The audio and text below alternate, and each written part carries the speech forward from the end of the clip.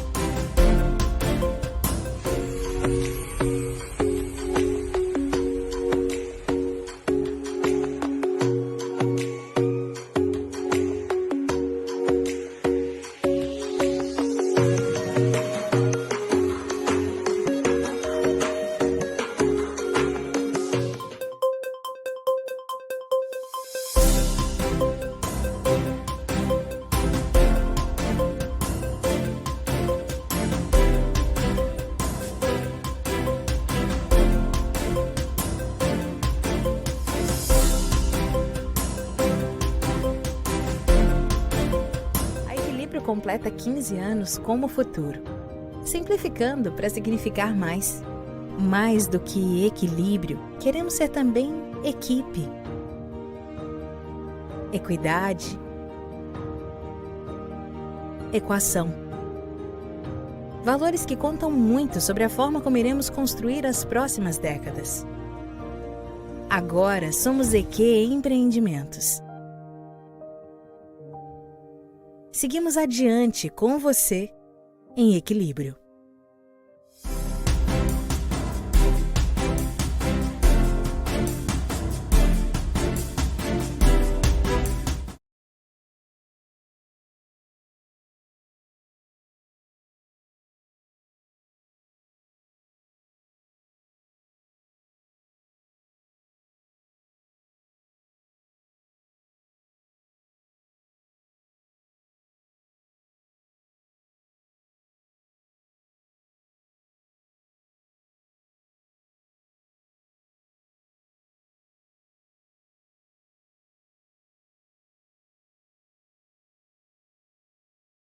Vitor, como vai? Viva Vanessa Gonçalves e a todas e a todos deste canal de televisão aqui no mundo digital e não só, o TV Londres. Muito boa noite e muito obrigado. Olha, como disseste, sim, eu sou um angolano, trabalho na comunicação social, já tem alguns anos, né? E também há alguns anos eu me tornei escritor e, portanto, nesses últimos 10 anos eu lancei 5 livros. E sim, nós estamos ansiosos para saber, porque você fará o lançamento da versão em inglês do seu livro, do seu novo livro, aqui em Londres, no próximo dia 18, né, Vitor? Então conta pra gente um pouco sobre a história desse livro, que eu já achei super inspirador. De onde surgiu essa inspiração dessa obra? Como que surgiu a história? Conta pra gente. Olha, Vanessa, na verdade é o seguinte, este livro, que está aqui na versão em inglês, The Treasure of the Girl from Cunene, na tradução para o inglês e para o português é O Tesouro da Menina do Cunene. É um livro que eu editei, saiu agora em 2021, verdade? E, portanto, é o meu último livro. Ele tem 41 páginas. É um livro que conta a história de duas meninas, duas pré-adolescentes, na verdade. É assim, o Cunene, Vanessa, é uma província que fica no sul de Angola, na região mais ao sul de Angola. Faz fronteira com a Namíbia e, portanto, é um território praticamente desértico. Ou deserto. Desértico ou deserto? Já também já não dá deserto. Deserto. E então é uma região onde predominantemente a sua população tem no gado bovino uma grande riqueza, uma sua grande fonte de sobrevivência, né? E, portanto, o que acontece é que, Vanessa, como nesta província há escassez de água, é o deserto, como há pouco tempo já disse, o povo daquela região tem que se deslocar de uma zona para outra constantemente. Praticamente são nómadas. E este facto de serem nómadas faz com que muitas crianças que cuidam do gado bovino das suas famílias não consigam ir à escola. Uhum. Não é possível, porque elas se deslocam muitos quilómetros, quase todos os dias, para dar de comer o gado e beber. No entanto, existem por aí duas crianças, uma das quais a Naufico, que contraria, Vanessa, este paradigma frequente de que nós não podemos ir à escola porque temos que cuidar do gado. E ela não. Ela arranja uma forma de cuidar dos animais e enquanto cuida dos animais, ela senta-se debaixo de uma árvore, não é? E vai lendo um livro. O que é que acontece? Quem lê um livro nunca mais é a mesma pessoa, Vanessa, não é verdade? Então, assim nasceu a história. Que bacana, que bacana. E conta a história dessas meninas que realmente são histórias reais, né, Vitor? O livro tem essa vertente pedagógica e didática, né, com valor muito histórico do país, né? Com uma profunda reflexão, na verdade, da realidade que ainda existe lá nesse país, né? Porque em outros países também existe esse tipo de realidade, mas muitas vezes ela não é retratada e você conseguiu trazer em palavras e trazer isso para o feminino também. Isso que eu achei muito bacana foi você trazer isso, essa voz para as mulheres e para as meninas, né? Realmente. Bem, como disse, Angola é um país muito grande. A província do Cunene é uma província com a sua dimensão territorial, é óbvio, mas que tem também as suas especificidades do ponto de vista cultural, do ponto de vista tradicional e por aí fora. E, portanto, perante este quadro transversal que a província enfrenta, tem muita história, muita riqueza que precisa de ser contada. Eu contei a história de duas meninas, ficcionei, porque é uma realidade, mas não é que essa menina propriamente não está lá, não é assim. Eu peguei, imaginei, vou falar de duas meninas, como poderia ter falado de dois rapazes, duas crianças, ou dois adultos, ou dois idosos, contar a história. Eu ficcionei para lançar uma mensagem, na verdade. Né? Eu quis era lançar uma mensagem, fazer um alerta sobre, para já, o facto de ser importante que as crianças vão para a escola. É uma obrigação do Estado criar condições para as crianças irem para a escola. Mas como mandar as crianças para a escola se elas têm que cuidar do gado e têm que andar várias distâncias e tudo mais? É um dilema muito forte. É um dilema muito forte. Tem que haver uma grande colaboração das famílias. Primeiro, porque esse tipo de trabalho não pode ser feito por crianças, não é? Não pode ser feito por crianças, mas aí está. É uma coisa que é um choque entre o direito costumeiro e o direito consuetudinário, ou seja, a realidade, você me diz que eu não posso ir, mas na minha tradição eu posso ir porque isso faz parte da nossa riqueza. Portanto, são valores de um país, temos que respeitar. O Brasil também é um país com dimensão continental, mas é um país bastante grande. Tem as suas especificidades. Uma coisa é o Rio de Janeiro, a outra coisa são os índios da Amazônia. Uma coisa, portanto, como respeitar e como promover os direitos e os valores dos povos, né? É um dilema que os países têm que saber lidar e respeitando as partes sem impor, em muitos casos, vontades e por aí fora. Sim, são valores estruturais de cada região, né? Que é difícil serem mudados, né, da noite para o dia, mas que precisam ser mudados porque, como você mesmo falou, as crianças têm isso na estrutura cultural delas, então fica difícil ela entender que isso não precisa ser assim, que pode ser diferente, que existem outras saídas e outras opções, né? E você é um autor também de outros 4 livros, né? Você costuma sempre trazer nas suas obras literárias assuntos assim tocantes ao público, assuntos que fazem o público refletir? Olha, assim, primeiro, quer dizer, a questão que tu disseste tem que ser mudado. Não, nós não podemos mudar as realidades e, sobretudo, essas realidades mais recônditas. Eu acho que o melhor aí é adaptar, haver formas de adaptação. Eu acho que, no caso particular do Estado angolano, tem que adaptar a melhor forma, as melhores medidas, trazer as melhores medidas para, primeiro, envolver a comunidade nos vários desafios. Isso é uma coisa muito complexa, delicada, mas não é impossível de se resolver. Relativamente à outra pergunta, sim, Vanessa, olha, eu tenho outros livros. Esse livro, como podes ver, esse 12 é de 12ª edição, chama-se O Meu Livro de Pensamentos, só tem ainda em português. Por acaso esse livro já foi apresentado, inclusive, no Brasil, no Rio de Janeiro, não, Rio de Janeiro não, em São Paulo e também no Ceará. Estive lá uma vez no Ceará a apresentar este livro.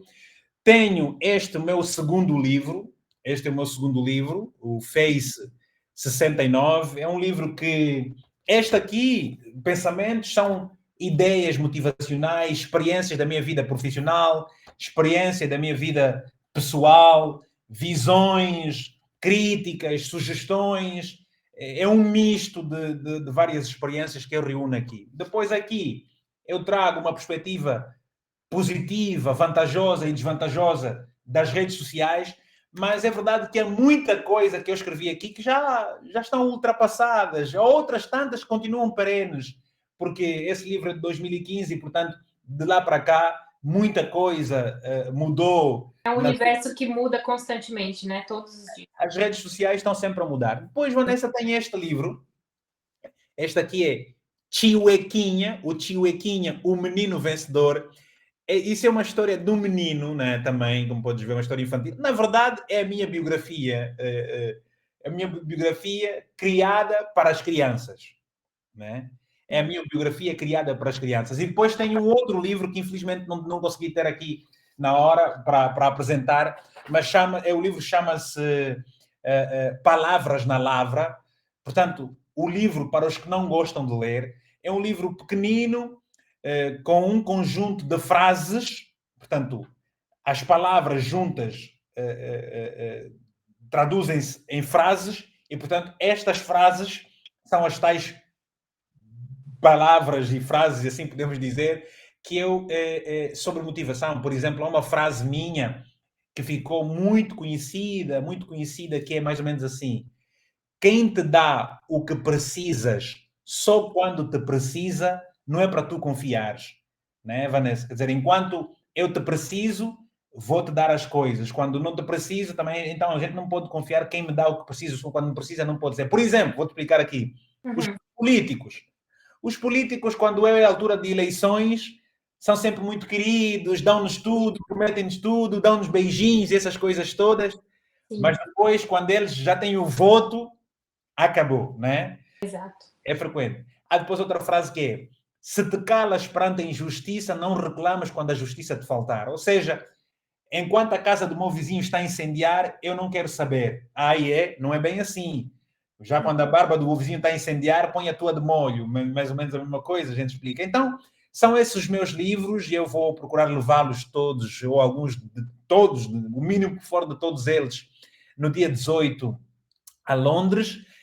Por acaso este livro aqui, o Pensamentos, foi lançado em Londres. Eu lancei em Portugal, depois fui lançar à Inglaterra, lá em 2013.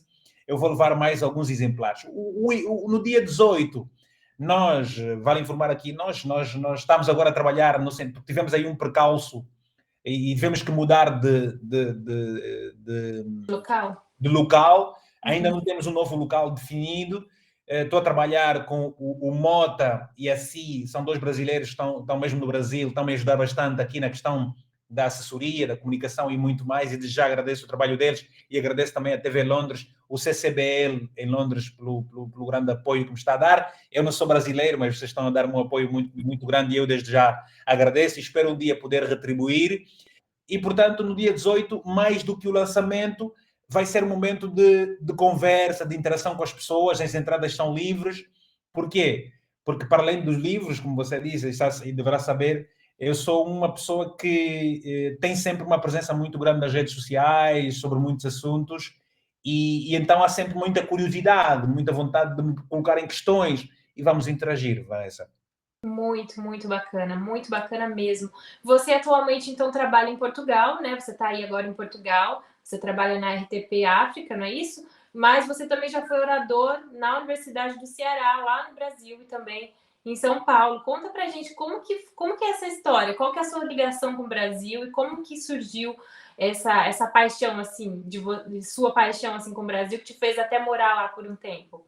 Olha, na verdade é o seguinte, a minha questão, eu sou um comunicador desde que me conheço como pessoa, como gente, Vítor, né? Já muito novo, aí por volta dos meus 10 anos, eu comecei a despontar como uma pessoa que muito gosta de comunicar, quer na escola, foi na escola exatamente, como no bairro e tudo mais. E, portanto, isso foi evoluindo, eu comecei em 1994, eu comecei na rádio, em 94, e, portanto, em 2002 foi quando eu tive o meu primeiro salário, né? Foi quando eu fui trabalhar para a emissora. Eu fui trabalhar para a emissora católica de Angola em 2002 e depois fui continuando a avançar. Em 2009 entrei para a televisão, fazia rádio e televisão em 2009. E, portanto, Vanessa, quando eu lanço o meu livro, eu não quis que o meu livro se ficasse apenas como mais um livro que lançou e fica aí. Então fui para a estrada, né?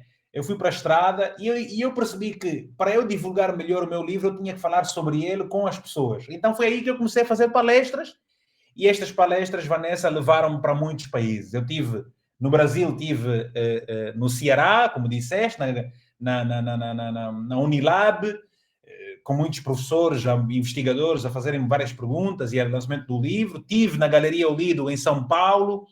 Eu tive a sorte de ir também à Câmara dos Vereadores, no Rio de Janeiro, falar sobre a minha visão das coisas. Tive no Consulado de Angola, no Rio de Janeiro.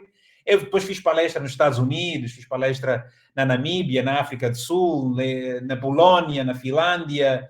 Tive na Moçambique, em várias universidades. Aqui em Portugal fui convidado várias vezes e eu andei o país inteiro a falar para a juventude, não só sobre vários temas. A experiência com o Brasil foi muito boa, claramente foi muito boa. Estive no Brasil várias vezes, mesmo assim, a título de trabalho, basicamente. Gostei imenso, mas eu gostei mais. Quando eu cheguei a São Paulo a primeira vez, não gostei muito, né? E depois fui para o Rio de Janeiro, ok, também não. E quando já fui a outra vez, então adorei São Paulo, mas na verdade, assim, cada lugar é um lugar, cada lugar tem a sua beleza, a sua história, e nós temos aí que aprender a adaptarmos a gostar de cada lugar e respeitar cada lugar.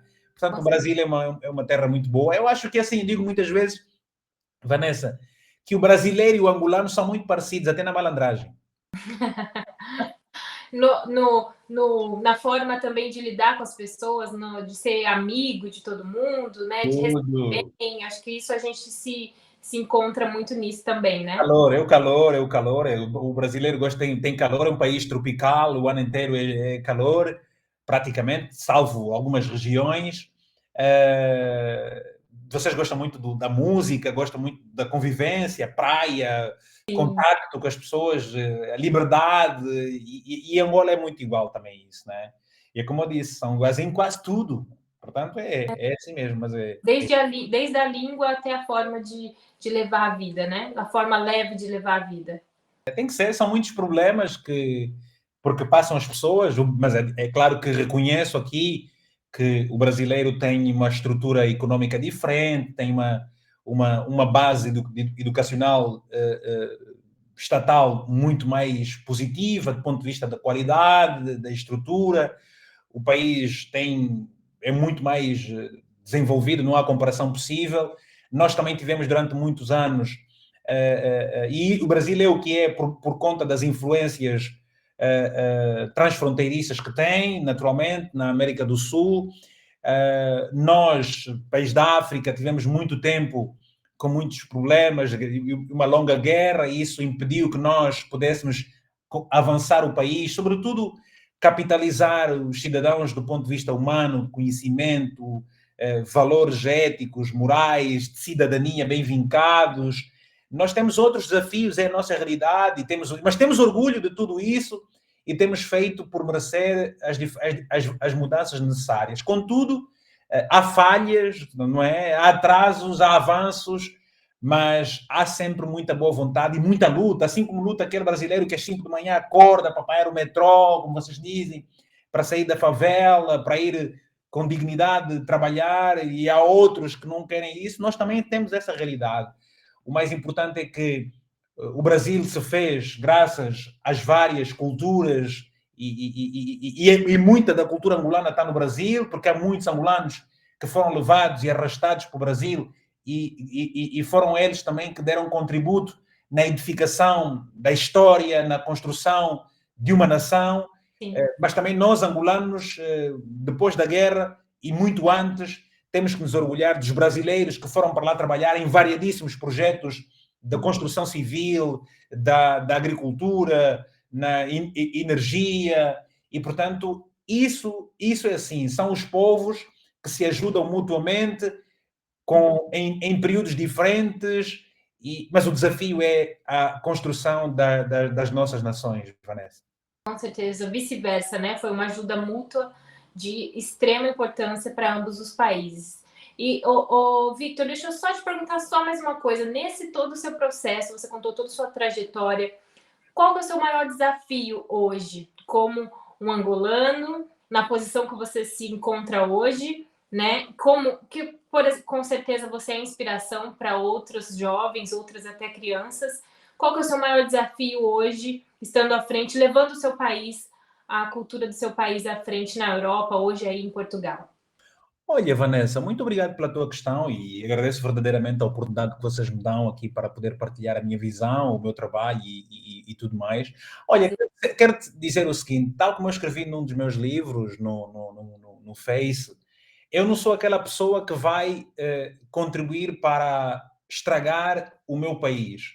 Com certeza sou aquela pessoa que vai dar um passo para ele quer dizer, ou seja, a resposta é diferente. Não sou a pessoa que vai melhorar o meu país na totalidade, mas com certeza não serei mais um que vai trabalhar para regredir e contribuindo para que ele regrida, de modo nenhum. O meu desafio hoje é conhecer-me cada vez mais, o meu desafio hoje é poder ser cada vez mais uma melhor pessoa e, graças a Deus, com a ajuda da Bíblia, tenho lido bastante, tenho aprendido muito com muita gente do Brasil, inclusive eu posso dizer aqui, se não for em descrição nenhuma, por exemplo, que me ajuda muito no meu crescimento pessoal, vários coaches, vários religiosos, vários homens da televisão, que me ajudam bastante na colaboração direta e indireta através do YouTube. Prefiro não citar nomes, mas é a construção de uma melhor pessoa. Eu quero isso para mim.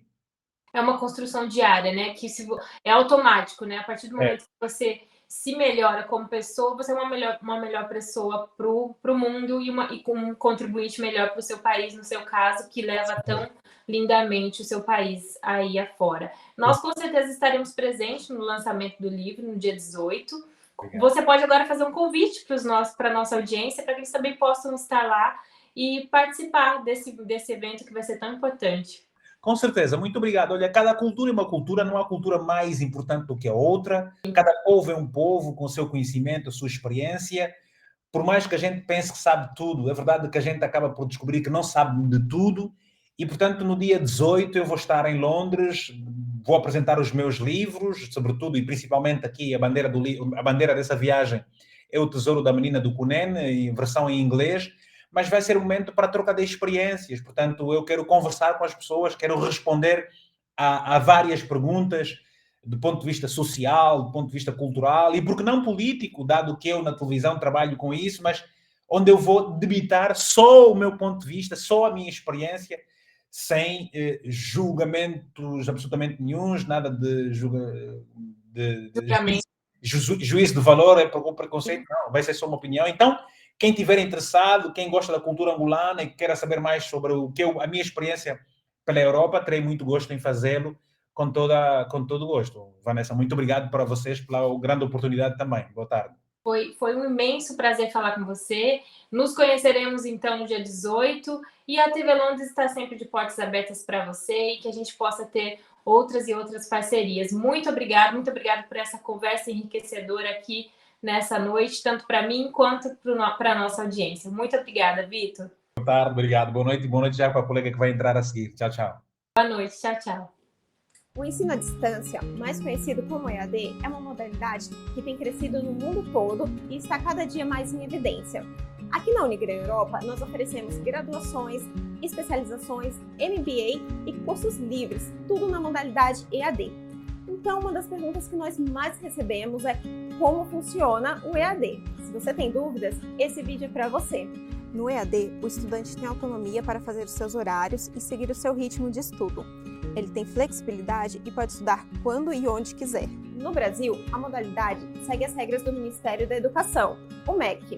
A Unigran Europa, por ser uma instituição brasileira, também segue todas essas regras.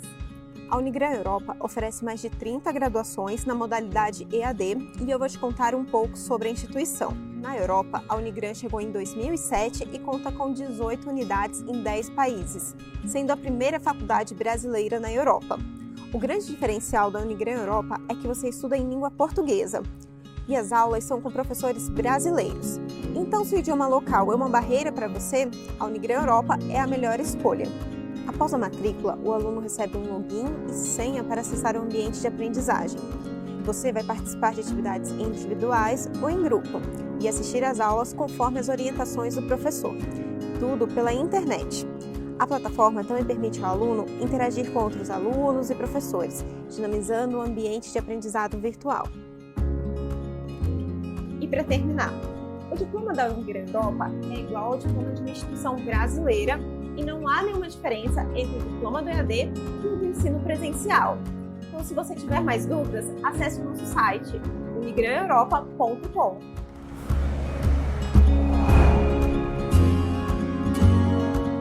Vamos agora com os assuntos que foram notícias no dia de hoje. Um naufrágio de barco com migrantes na Itália deixou mais de 100 pessoas desaparecidas que podem estar até mortas, incluindo crianças, depois que esse barco afundou no mar agitado do sul da Itália. Pelo menos 62 migrantes morreram, com 12 crianças e entre as vítimas estão bebês. Pessoas do Afeganistão, Paquistão, Somália, Síria, Iraque e Irã estariam a bordo. Os corpos foram recuperados na praia de um resort à beira-mar, próximo da região de Calabria. A guarda costeira disse que 80 pessoas foram encontradas vivas, incluindo algumas que conseguiram chegar à costa após o naufrágio, conseguiram chegar nadando, o que significa que muitas outras permanecem desaparecidas. Um sobrevivente foi preso por acusações de tráfico de imigrantes e foi ele que informou que aproximadamente 200 pessoas estavam a bordo do barco. Acredita-se que muitos passageiros sejam do Paquistão. O primeiro-ministro da Itália disse na segunda-feira que mais de 2 dúzias de paquistaneses estariam entre os mortos. Enquanto as operações de assistência e realocação continuam, um grupo de sobreviventes do naufrágio mortal está lutando para aceitar a perda de seus entes queridos. Em um centro de acolhimento temporário no sul da Itália, alguns deles apenas choravam sem falar nada, alguns olhavam para o vazio enrolados em cobertores. Sérgio Didato, médico da instituição de caridade Médicos Sem Fronteiras, disse que todos os sobreviventes estão muito traumatizados. Algumas crianças perderam toda a família e a instituição tem tentado oferecer a eles todo o apoio possível. Histórias como de um menino de 16 anos do Afeganistão que perdeu sua irmã de 28 anos, que morreu na praia ao lado dele, não param de aparecer. Um homem de 43 anos, também do Afeganistão, sobreviveu com seu filho de 14 anos, mas sua esposa e seus outros 3 filhos, de 13, 9 e 5 anos, não sobreviveram. esta é mais uma tragédia que acontece nas costas europeias. O navio que partiu da Turquia há vários dias teria afundado depois de bater contra as rochas durante o mau tempo. Falando no Conselho de Direitos Humanos da ONU em Genebra na manhã de segunda-feira, o secretário-geral Antônio Guterres pediu aos países que façam mais para ajudar os refugiados e imigrantes, rotas de viagem mais seguras e operações de resgates reforçadas. A primeira-ministra italiana, Giorgia Meloni, eleita no ano passado em parte como promessa de conter o fluxo de imigrantes para a Itália, expressou no domingo profunda tristeza e culpou os traficantes pelas mortes. Ela disse que o seu governo tem se empenhado para impedir as saídas dessas pessoas de seus países. Afinal, com elas, o desenrolar dessas tragédias continuarão a acontecer. Seu governo, que é de direita, prometeu impedir que imigrantes cheguem à costa da Itália. Nos últimos dias, aprovou-se uma lei dura que torna mais rígidas as regras para resgates. De acordo com grupos de monitoramento, mais de 20 mil pessoas morreram ou desapareceram no mar do Mediterrâneo Central desde 2014. E hoje foi um dia importante para a política do Reino Unido. O primeiro-ministro Rishi Sunak se reuniu com Ursula von der Leyen, que é presidente da Comissão Europeia, e eles revelaram hoje o chamado Windsor Framework, chamado de a melhor solução para a Irlanda do Norte após o Brexit. Rishi Sunak e a presidente da Comissão Europeia chegaram a um novo acordo do Brexit e ele agora terá que fazer o acordo passar por seus parlamentares da Irlanda do Norte. Após meses de negociação e especulação em torno de um possível acordo, ele foi finalmente revelado durante um dia de eventos cuidadosamente coreografados em Windsor. Muitos parlamentares conservadores, incluindo aqueles que apoiaram o Brexit, deram seu apoio ao acordo. O primeiro-ministro confirmou o avanço logo depois de uma coletiva de imprensa em conjunto com a presidente da Comissão Europeia. O novo acordo desta segunda-feira retira barreiras sobre o comércio de uma série de produtos entre a Grã-Bretanha e a Irlanda do Norte. This is the beginning of a new chapter in our relationship. A permanência no mercado europeu impôs exigências de exportações e restrições a esse fluxo, embora o território norte-irlandês faça parte do Reino Unido, o que também impactou a oferta de medicamentos, produtos agrícolas e alimentos. Manter a Irlanda do Norte no mercado europeu implica que leis europeias atuam sobre os preços e produtos no território em que tem voz nas decisões europeias após o Brexit. O novo acordo concede ao Parlamento Britânico poder de veto sobre as leis europeias que não sejam apoiadas pelas duas partes, Irlanda do Norte e Grã-Bretanha. Sunak disse ainda que o acordo protegeria o livre fluxo de comércio entre os dois países, criando linhas verdes e vermelhas para mercadorias que fluem para a Irlanda do Norte. Mercadorias com risco de entrar na República da Irlanda serão colocadas em uma faixa vermelha antes de entrar na Irlanda do Norte. Os produtos na Irlanda do Norte fluirão livremente, o que significa que se os alimentos estiverem disponíveis nas prateleiras dos supermercados da Grã-Bretanha, estarão disponíveis na Irlanda do Norte. Outros pontos também fazem parte do acordo e agora que o acordo está em vigor, Rishi Sunak enfrentará a reação política dos eurocéticos de linha dura em seu partido conservador. No geral, o primeiro-ministro disse que o acordo foi um avanço histórico e decisivo, que proporcionará um fluxo comercial tranquilo em todo o Reino Unido e protegerá o lugar da Irlanda do Norte na união entre os dois países. Enquanto isso, na Itália, uma seca expõe a passarela do Lago da Garda e canais de Veneza.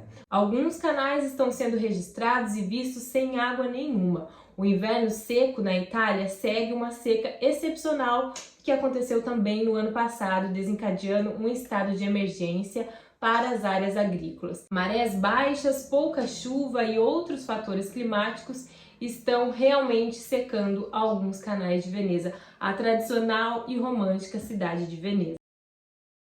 Os Alpes receberam menos da metade da sua quantidade normal de neve, enquanto os níveis de água no Lago Garda, no norte da Itália, caíram para mínimos recordes, tornando possível caminhar até a pequena ilha do Lago de San Biagio por um caminho exposto. A escassez de água teme a diminuição das colheitas, abastecimento de água potável e energia elétrica.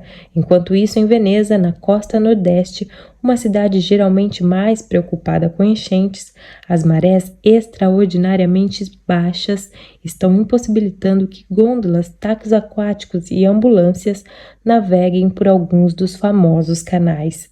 Os problemas em Veneza estão sendo atribuídos não apenas à falta de chuva, mas também a um sistema de alta pressão, lua cheia e correntes marítimas. As oliveiras murcharam e metade da água evaporou em alguns reservatórios de hidrelétricas. Enquanto partes da Itália já se recuperaram, áreas do norte ainda estão secas e sofrendo com poucas chuvas e solos secos. Isso de acordo com o Observatório Europeu da Seca.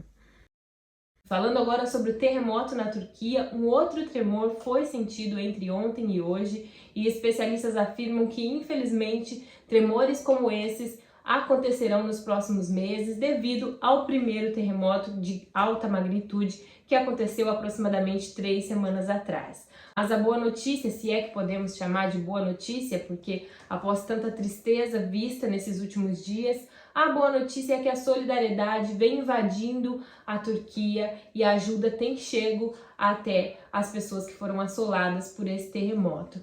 Por exemplo, torcedores de um time da Turquia jogaram milhares de ursinhos de pelúcia em campo durante um jogo de futebol para que esses brinquedos fossem entregues para as crianças afetadas pelo desastre. O desastre que já matou mais de 48 mil pessoas desde o terremoto que aconteceu no dia 6 de fevereiro.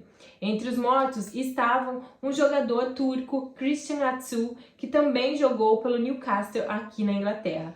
Os torcedores desse time turco jogaram milhares de brinquedos de pelúcia em campo e nós podemos ver as imagens. O jogo aconteceu no domingo e milhares de ursinhos de pelúcia foram jogados das arquibancadas pelos torcedores para serem doados às crianças afetadas pelo terremoto na Turquia e na Síria. O jogo da Superliga Turca foi interrompido após 4 minutos de bola rolando para permitir que os torcedores jogassem os presentes em campo. Beşiktaş kulübü ve Beşiktaşlı taraftarlar.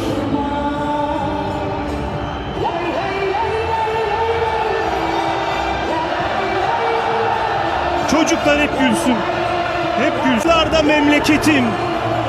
Bir başkadır benim memleketim. Duygusal anlar, tarihi görüntüler. 04.17'de deprem felaketi meydana gelmişti. Kahramanmaraş merkezli. 4. dakika 17. O da É realmente um fio de esperança ver o sorriso dessas crianças recebendo esses brinquedos após toda essa tragédia.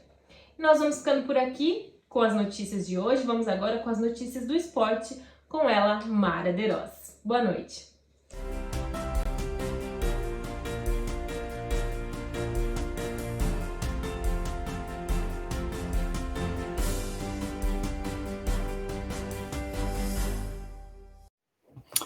Olá, boa noite, gente. O pessoal me põe no ar aqui, quase não avisa, quase que vocês me pegam fazendo meus exercícios diários de aquecimento, né? Para entrar para um jogo a gente aquece, para entrar no ar, falar a gente aquece também.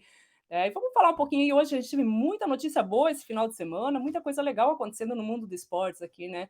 Um fato emocionante que vocês viram na Turquia, ali pela Liga Nacional, nesse final de semana, aconteceu uma partida aí pelo Campeonato Turco que foram prestadas várias homenagens às vítimas e equipes de resgates aí que atuaram após os fortes terremotos aí que atingiram a região sul da Turquia.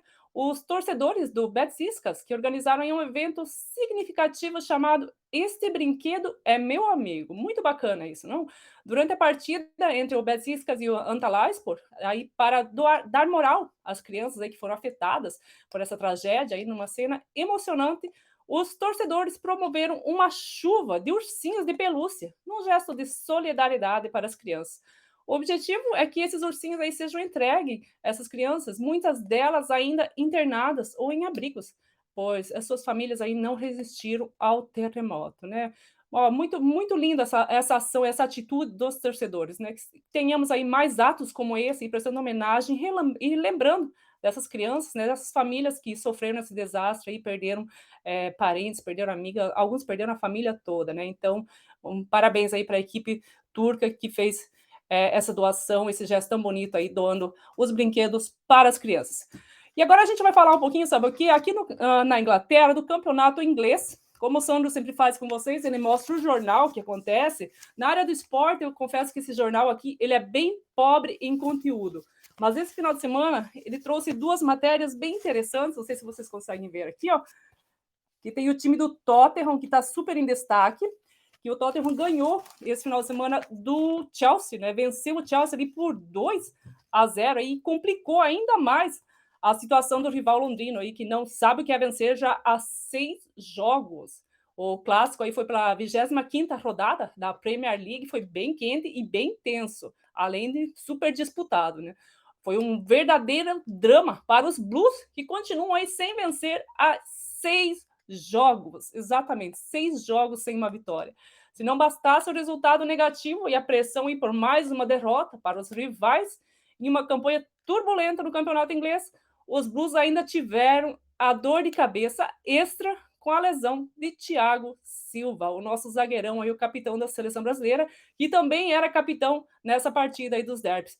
O brasileiro ele precisou ser substituído ainda no começo do primeiro tempo, depois de sofrer uma lesão no joelho esquerdo, após o choque na grande área com o Harry Kane. O centroavante aí foi para um lance individual e acabou sendo desarmado pelo brasileiro, mas que caiu.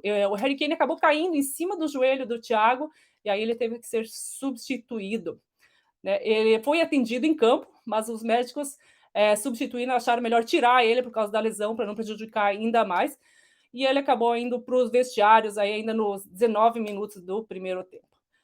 Com o placar ainda zerado, a etapa final aí foi marcada pela briga entre os brasileiros Richarlison, Emerson Royal e com o marroquino aí Hakim Ziyech. Tudo começou já nos acréscimos do segundo tempo, quando o marroquino dos Blues ele desarmou o Richarlison com uma entrada dura na frente do árbitro Stuart Atwell. O brasileiro não gostou da força que usada e gerou aí um empurra no gramado. Não deu outra, aí os ânimos se animaram e ainda mais exaltados após o Emerson Royal ele chegar um pouco forte demais para separar a briga, dando um empurrão no Ziyech, que revidou parecia ser um soco na cara do brasileiro aí, que foi ao chão. Lógico que foi um pouco, né, de cena, como a gente costuma dizer. O lance aí gerou o cartão vermelho para o camisa 22 dos Blues, mas após uma revisão do VAR, o árbitro Stuart Atwell anulou a expulsão de Ziyech e trocou a decisão pelo cartão amarelo. Ainda receberam a mesma advertência no lance o Kai Havertz e Emerson Royal. Os gols da partida só saíram no segundo tempo, aos 46 minutos, quando a equipe pegou uma sobra de Koulibaly e soltou uma bomba aí para abrir o placar. O segundo saiu da cabeça de Harry Kane, sempre ele, né, desviando após a cobrança de escanteio. Em uma entrevista coletiva após o resultado, Graham Potter, o treinador do Chelsea, ele assumiu toda a responsabilidade pela má fase do time, acentuada pelos milhões investidos em contratações na última janela do mercado. Fontes aí disseram que os donos do clube continuam apoiando Potter, mas estão atentos a crescentes pressão entre os torcedores. A determinação pela permanência do treinador poderá ser testada em breve, já que a chance de classificação para a Champions League na próxima temporada continua diminuindo. Com o resultado, o Tottenham chegou aos 45 pontos e fecha o G4 da competição. Já o Chelsea continua na 10ª posição com 31, muito distante dos postos aí que dão uma vaga nas competições europeias. Na próxima rodada, o conjunto azul recebe a visita do Leeds no Stamford Bridge, enquanto o Tottenham vai pegar os Wolves fora de casa, né? Fazendo um resumo aqui, gente. 6 jogos sem vencer, tá? Thiago Silva lesionado, confusão em campo e um treinador que continua lá. Eu não sei se a comissão técnica e seus diretores, os dirigentes do Chelsea têm alguma coisa com esse técnico, mas acho que já passou da hora de trocar, né, gente? Nenhum time fica aí 6 jogos numa situação que não vai... E marcaram apenas um gol até agora. Detalhe, um gol. Né? Vambora. Em outro jogo, aí pela 25ª rodada do Leicester, recebeu o Arsenal no King Power Stadium. O time londrino mostrou a sua força fora de casa e continua na ponta. O Arsenal foi melhor durante toda a partida e chegou a ter até um gol anulado no Trossard no primeiro tempo. No segundo tempo, o brasileiro Gabriel Martinelli marcou o único gol do jogo. Com o resultado, os Gunners chegaram aos 57 pontos e continuam na liderança da competição, 2 à frente do Manchester City, que está com 55. Já o Leicester é o 14º, com 24, e pertinho da zona de rebaixamento. Na próxima rodada, a equipe de Michael Arteta enfrenta o Bournemouth no Emirates, enquanto o Leicester visita o Southampton em St. Mary's Stadium. Já o Manchester City, do artilheiro Haaland, que já soma aí 27 gols na temporada, que entraram em campo criticado pelo seu empate na Champions League, goleou neste sábado o Bournemouth por 4-1. Fez 3 gols no primeiro tempo com Álvares, Haaland e Foden, e na segunda etapa com o gol contra de Metham. Bournemouth aproveitou a desatenção do adversário nos últimos minutos e fez o último gol da partida. Com a vitória, os Citizens chegam à vitória número de 200 fora de casa na Premier League e a 55 pontos na temporada, porém com um jogo a menos que o líder Arsenal, que soma 2 pontos a mais. O Bournemouth se complicou caindo para a 19ª, somando apenas 21 pontos. É um dos lanterninhas aí da competição. Está numa fase crítica realmente o Bournemouth, hein? Essa vitória também ajudou a manter o recorde de 100% de aproveitamento contra o Bournemouth na Premier League, vencendo todos os 12 jogos contra os Cherries. Quem também venceu por 4-0 foi o West Ham de Lucas Paquetá, que recebeu o Nottingham Forest. O time do ex-Flamengo teve dificuldades, mas emplacou na segunda etapa e goleou o adversário por 4-0. Paquetá foi importante no jogo e atuou por 82 minutos. Apesar de não ter dado assistência nem feito gol, ele terminou a partida aí com uma nota acima de 7.2, aí, de acordo com os portal 365 Scorers. E teve final da Copa da Inglaterra também nesse domingo. Outro destaque que está também no jornal, esse que eu acabei de mostrar aqui. E bem interessante, é uma página toda, na última página do jornal. Pode ver que é uma foto bem grande do Manchester United. E aqui no cantinho, olha, tem o Anthony fazendo o quê? Segurando nada mais, nada menos que a bandeira do Brasil. Olha que legal, gente, ver a bandeira do Brasil aqui sendo levantada numa final da Copa da Inglaterra, né? E tem brasileiro jogando aí, e brasileiro que foi destaque nessa final, hein? Os jornais ingleses, eles rasgaram elogios, sabe para quem? Casemiro, e exaltaram a transformação causada por ele desde sua chegada ao Manchester United. Ontem, após o brasileiro marcar um gol e fazer uma partida perfeita na vitória por 2-0 sobre o Newcastle, pela final da Liga Inglesa, os noticiários exaltaram muito sua influência sobre o clube, no clube inglês. A chegada de Casemiro, que foi comprado aí por 70,65 milhões de euros do Real Madrid, foi essencial para que os Red Devils recuperassem o espírito ganhador. O atacante Marcus Rashford foi outro que exaltou muito o Brazuca. Ele faz uma grande diferença. Sua liderança e experiências nesses jogos grandes significa muito para a gente, ressaltou ele. Quando ele está em campo, você tem uma sensação de segurança atrás de você. O título foi incrível para todos nós, mas estou muito feliz por ele, que foi campeão pela primeira vez aqui, festejou Radford. O título aí pôs fim a uma seca de 6 anos do Red Devils, mas quando o assunto é dinheiro, não teve tanto impacto. A premiação destinada aí ao campeão, por exemplo, é inferior ao valor recebido pelos clubes eliminados na primeira fase da Copa do Brasil. Gente, dá para acreditar? O Manchester United ele foi campeão da Copa Liga Inglesa e embolsou um prêmio em torno de 100 mil libras. Isso, 100 mil libras. Nada mais, nada menos que em torno de 622 mil reais na cotação atual. Enquanto o Newcastle, o vice-campeão, recebeu a metade. Trata-se de valores irrisórios no contexto atual do futebol mundial, ainda mais para o país com a liga mais valiosa do mundo. Até mesmo no contexto do futebol brasileiro, os valores podem ser considerados pequenos. Apenas pela participação na primeira fase da Copa do Brasil, a CBF paga aos clubes uma premiação entre R$ 750 mil a R$ 1.400.000, dependendo da divisão em que a equipe se encontra. Ficou até feio para a Inglaterra isso, não? Mas já que estamos falando de Manchester United e de Casemiro, ele foi o único brasileiro que recebeu a premiação no FIFA The Best ontem à noite em Paris. O volante que fez aí parte da seleção ideal da FIFA, que contou apenas com um brasileiro no top 11. Na oportunidade, o atacante argentino Lionel Messi, do PSG, ganhou o prêmio de melhor jogador do mundo. These are the moments we live for. Once in a lifetime, everything we want and more. This is the start of a new day, the good life. These are the moments we live for. Once in a lifetime, everything. Vários craques do mundo. Enquanto isso, no feminino, nenhuma jogadora brasileira ficou entre as melhores. Eu acho que a única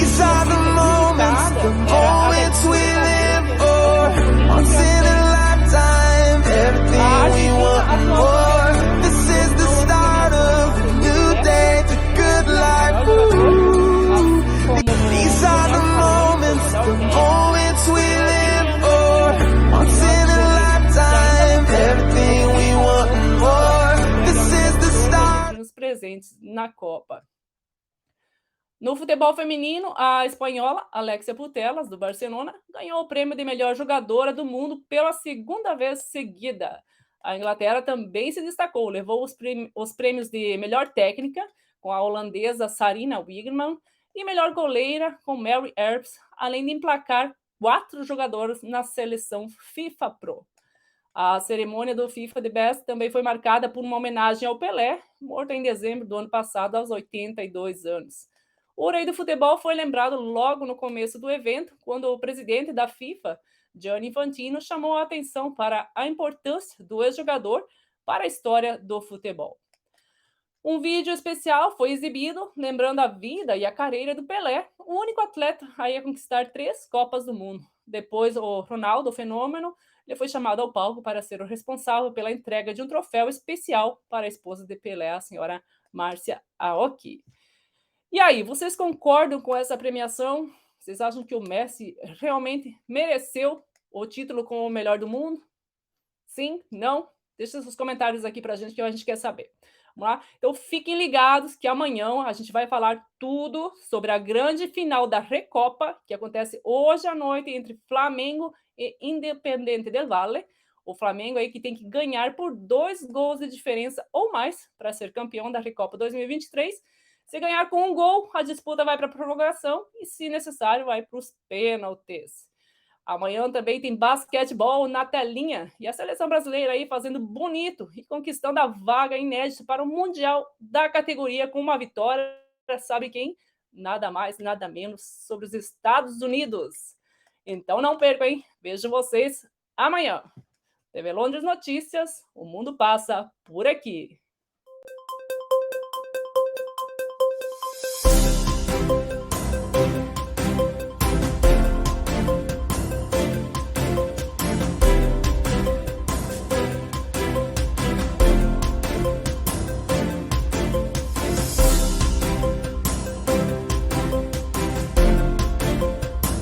Europa, a primeira faculdade brasileira credenciada pelo MEC para brasileiros que vivem na Europa, completa 15 anos.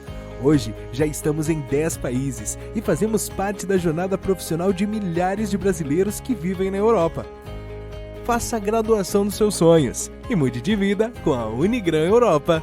Inscreva-se em unigraneuropa.com. Unigran Europa, sua faculdade brasileira na Europa.